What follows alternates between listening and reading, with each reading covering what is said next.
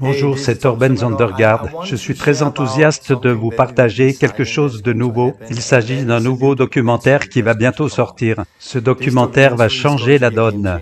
Cela va bousculer chaque personne qui va le visionner. La première fois que je l'ai vu, j'étais sous le choc. Je n'avais au grand jamais rien vu de semblable avant, et c'est aussi le retour que tout le monde me fait. Alors je suis très enthousiaste, mais aussi un peu nerveux. Et je fais cette petite vidéo pour expliquer le pourquoi ce documentaire sort maintenant, pourquoi et quelle est ma position dans tout ça. Premièrement, ce documentaire va être diffusé le 1er août 2024 et les retours que nous avons eus à son sujet sont invraisemblables. C'était époustouflant. Quelques personnes l'ont déjà vu, elles ont toutes été sous le choc. J'ai un ami qui est homme de loi en Amérique. Vous savez, les juristes ont souvent un langage soutenu. Et cet homme de loi m'a écrit ces quelques mots. C'est irréel, surprenant, j'ai pas les mots. Je n'arrive pas à croire ce que je viens de voir. Dieu soit loué pour la vérité. J'aime cette vidéo. Oh, juste ciel. Wow. Voilà, c'était la réponse qu'il nous a faite. Et cela fait partie de notre série Vérité dévoilée. Nous avons déjà diffusé 3 épisodes. Celui qui vient est le 4e. Son titre est « Pourquoi a-t-il été arrêté ?» Documentaire choc pour ouvrir les yeux. Mais celui-là, je veux dire que celui-là n'est pas pareil que les autres. Celui-là est très différent de tous les autres. En fait, celui-ci amène la vérité et la lumière sur ces choses qui n'avaient pas été révélées avant. Cela va bousculer chacun de vous.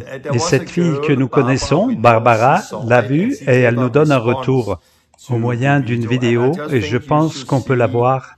Et nous allons visionner la réponse qu'elle nous a envoyée.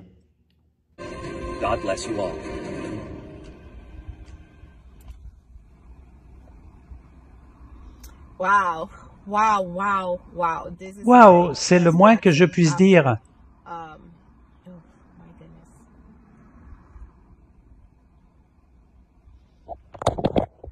Voilà ma réaction après avoir vu le documentaire en entier.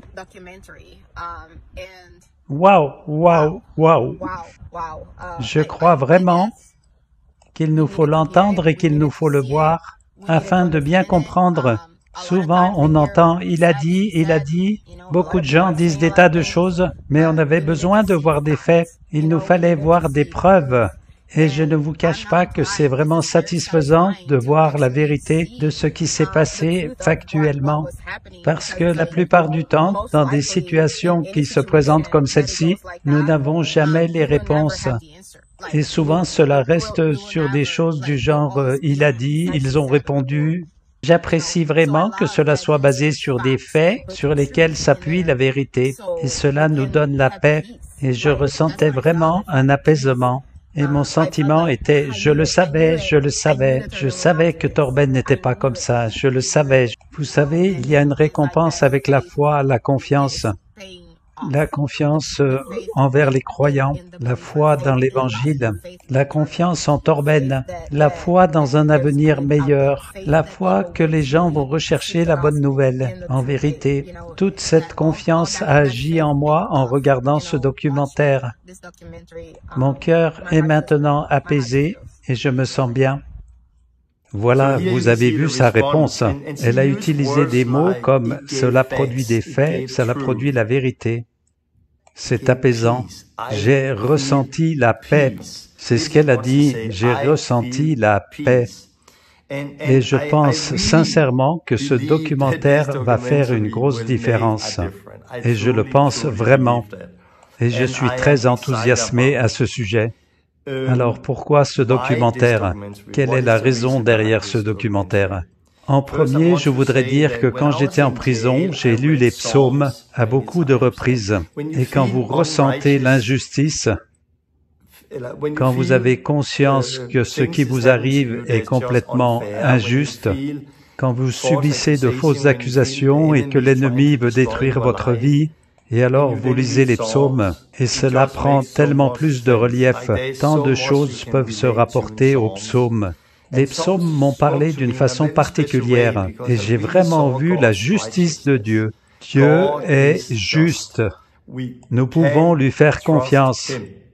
Par exemple, dans le psaume 35, on peut lire que ceux qui sont mes ennemis sans cause ne se réjouissent pas à mon sujet, ne les laisse pas me haïr sans raison, ne les laisse pas se moquer. Ah ah! Seigneur, tu as pu voir tout cela, ne reste pas silencieux. Ne t'éloigne pas de moi, mon Seigneur, réveille-toi et lève-toi pour me défendre. Défends ma cause, mon Dieu, mon Seigneur. Rends-moi justice, toi qui es juste. Ne les laisse pas se réjouir à mon sujet, et qu'ils ne disent pas dans leur cœur, « Ah ah! C'en est fait comme on le voulait, nous l'avons englouti. » Quand j'ai lu cela, je me disais, je sais que j'ai des ennemis, je sais que c'est eux qui m'ont emmené en prison. J'ai aussi connaissance de beaucoup de choses qui ont été révélées dans ces documentaires. Et je disais, « Oh Dieu, ne reste pas silencieux, lève-toi. Pourquoi restes-tu silencieux? Pourquoi ne te lèves-tu pas pour me défendre? Comment peuvent-ils dire, « Ah ah, nous avons détruit Torben » car c'est ce que pensaient les gens.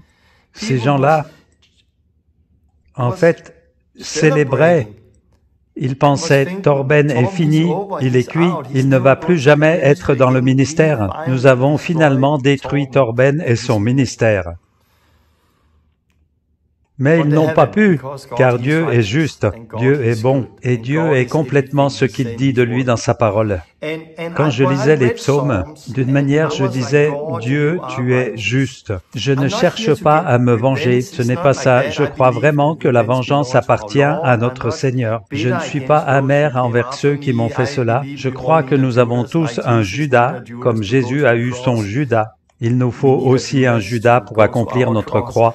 Comme il a fallu la femme de Potiphar pour mentir au sujet de Joseph, afin qu'il en arrive à se tenir devant Pharaon pour remplir pleinement son appel. Je pense que de la même manière, Dieu se sert de nos ennemis. Bien sûr que j'étais entre les mains de l'ennemi, mais c'était encore la volonté de Dieu qu'il était en train d'accomplir.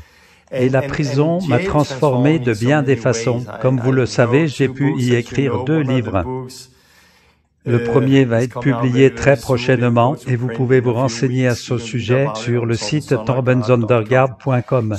Donc, je ne cherche pas du tout à me venger. J'ai remis tout ça à Dieu depuis le départ. J'ai dit à Dieu, tu es celui qui combat pour moi. Tu es parfaitement juste. Tu as de la haine pour le mensonge. Tu chéris la vérité. Tu as de la haine envers ceux qui marchent et travaillent dans les ténèbres. Tu n'es pas comme les autres hommes. Tu es bon. Tu es droit, tu es juste, et tu combattras pour ceux qui t'appartiennent. Et j'ai prié comme ceci chaque jour, et j'avais cela en tête. Et quand j'ai été relâché et que je suis sorti, j'étais un peu comme qu'est-ce qui se passe maintenant? Et rien de plus n'est arrivé, et je me trouvais toujours être accusé pour de mauvaises choses, et j'avais toujours comme la vie contre moi, et qu'est-ce qu'il advient pour mes papiers, et puis mon futur, et aussi au sujet d'un peu tout, et donc j'ai tout abandonné à Dieu. Et puis ce fameux documentaire est sorti. Les gens qui l'ont fait me l'ont envoyé, et donc ils me l'ont montré, et j'étais un peu comme... J'étais un peu comme Barbara que vous avez vu dans la vidéo, et comme le juriste, j'étais « wow, wow, est-ce que j'ai bien vu, mais qu'est-ce qui va arriver ?» Je crois vraiment que ce documentaire est la réponse à mes prières, que c'est Dieu qui a combattu pour moi. Ce n'est pas moi qui ai combattu, ce n'est pas moi qui ai essayé de prendre mon cas en main. Je n'ai pas essayé d'amener le jugement sur tout cela. Eh oui, c'est Dieu qui va utiliser ce documentaire, et c'est donc lui qui va combattre. C'est ce que Dieu va faire avec tout cela, je l'espère. Bien sûr, je soupire après la justice. J'attends veille que la justice et la droiture soient rendues. Ce que nous avons lu plus tôt dans les psaumes, c'est pour aujourd'hui. Nous pouvons faire confiance à Dieu. Dieu va combattre pour son peuple, et nous connaîtrons la justice. Peut-être qu'une partie ne sera pas visible depuis ce côté de l'éternité, mais quand notre Seigneur Jésus va revenir, il va juger les nations et tout genou pliera devant lui. Tout sera bien. Tout ce qui s'est fait dans les ténèbres sortira à la lumière. Mais je crois qu'on va en voir un peu ici. Et je pense que chacun de vous, qui que vous soyez, qui voyez ce documentaire, vous allez bien vous rendre compte de cela. Et c'est aussi ma prière que, waouh, Dieu combat vraiment pour son peuple. Dieu n'est pas muet, il n'est pas silencieux. Parfois, il paraît silencieux, et en fait, il y travaille, et c'est vraiment ce que je pense. J'espère aussi qu'à travers tout ça, de véritables enquêtes se produisent. Je veux dire que nous avons toutes les preuves, nous savons qui est derrière tout cela, et ce documentaire va révéler encore beaucoup.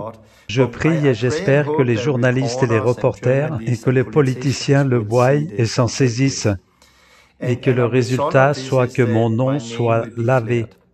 Quand je dis que mon nom soit lavé, ce que je veux dire, c'est que je sais que la plupart des gens savent que j'ai été en prison à cause de Jésus. Ils savent bien que je n'ai pas fait de trafic humain, ni de contrebande d'armes. Ce n'est pas pour ces rumeurs, parce que je pense que tout le monde le sait. Ils savent que j'étais en prison parce que Dieu l'a permis. Mais en fait, au sein des bureaux de la sécurité intérieure, j'ai toujours un dossier. Je suis toujours accusé d'être un danger pour la sécurité nationale, accusé de trafic humain, de contrebande et autre chose. Et ça rend la vie difficile. Je ne peux pas voyager en Amérique avec un visa comme tout le monde. J'ai un dossier ouvert à la sécurité nationale. Et c'est bien noté que je suis sous enquête, mais en fait, personne n'a enquêté sur moi. Et c'est mon espoir avec ce documentaire que les journalistes, les reporters et les politiciens s'en emparent et que ça amène un jugement juste, un bon jugement dans tout cela aussi, que mon nom soit lavé, que mon dossier soit nettoyé et que je puisse voyager à nouveau.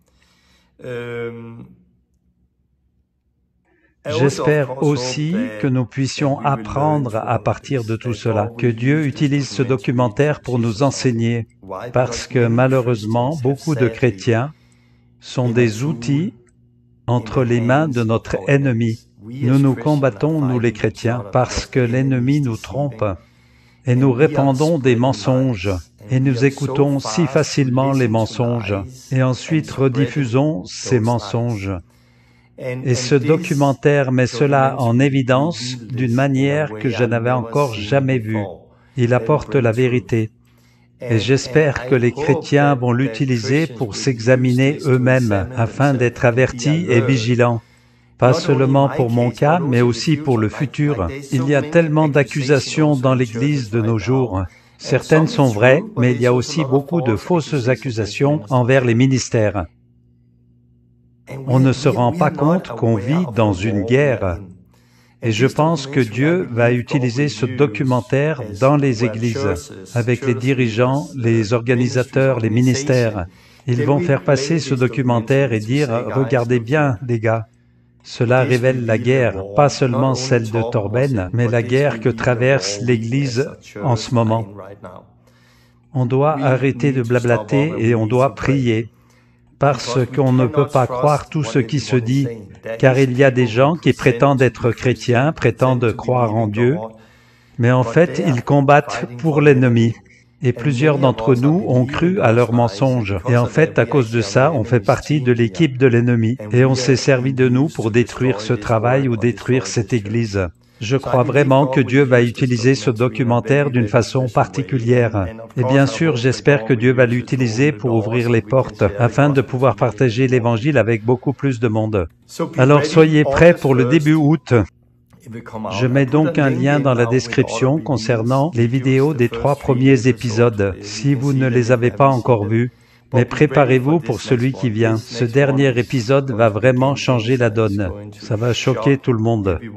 Merci pour vos prières. S'il vous plaît, priez pour l'équipe qui a fait la vidéo. Priez pour moi et ma famille, car je sais que l'ennemi ne va pas aimer du tout que tout cela sorte.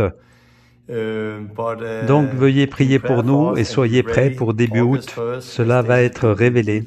Je voudrais terminer avec ceci. Quand ce documentaire sera diffusé, s'il vous plaît, ne le regardez pas en conduisant. Je ne veux pas qu'il arrive d'accident.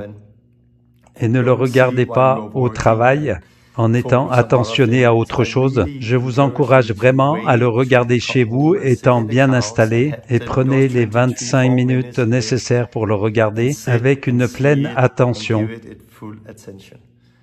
Parce que, comme je vous l'ai déjà dit, c'est un documentaire qui change la donne. Ça bouscule. On n'a encore jamais vu ça. Soyez prêts pour début août. Que Dieu bénisse chacun de vous. Je suis très enthousiasmé de voir que Dieu est derrière tout ça et de voir ce qu'il va en faire.